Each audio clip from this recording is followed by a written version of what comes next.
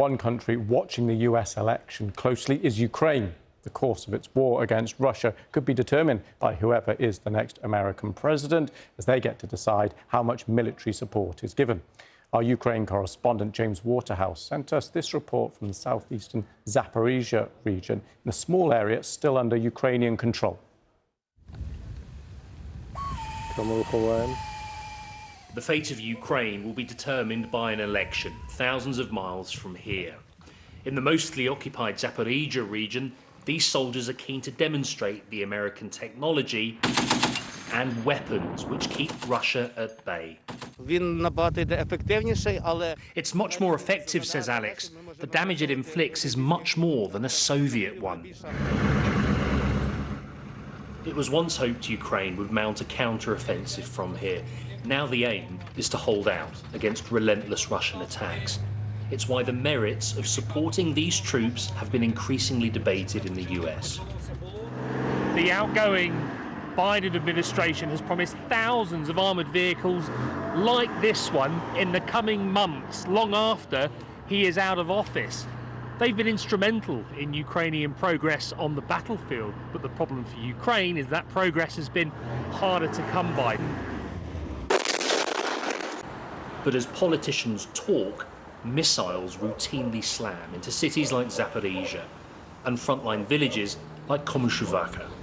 A change of American policy could see this area become a demilitarized zone, or even engulfed by Russian troops if aid was to stop. Total liberation of Russian-occupied areas seems less likely now. Shoes off. I met Lyubov here 2 years ago when her house was destroyed.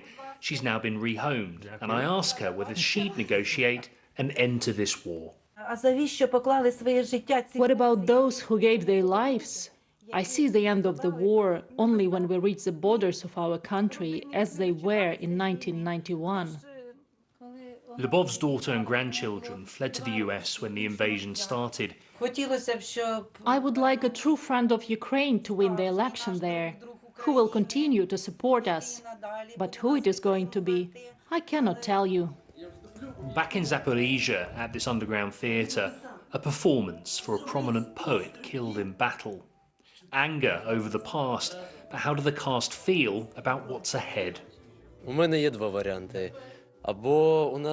I see two possible options. A future where we remember our heroes, speak Ukrainian and develop our culture, or we have no future. America will now decide whether to give Ukraine enough to win or just to not lose, or that would be the hope. Ukraine's sustained fight against Russia relies completely on American aid. The argument or debate over the speed and scale of that help, well, that will go on for some time. President Zelensky is far from happy.